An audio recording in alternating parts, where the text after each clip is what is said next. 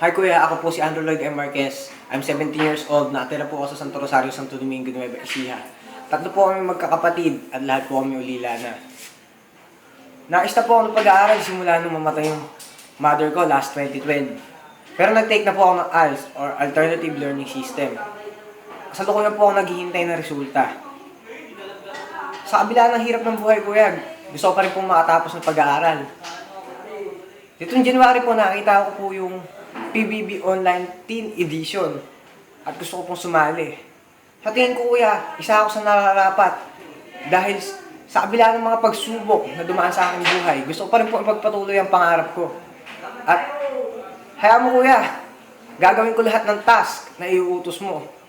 Sana kuya ito na yung maging stepping stone ko para magkaroon ng bagong oportunidad at maipagpatuloy yung mga pangarap ko. Thank you kuya, more powers to PBB. Ano nag-save? Na-post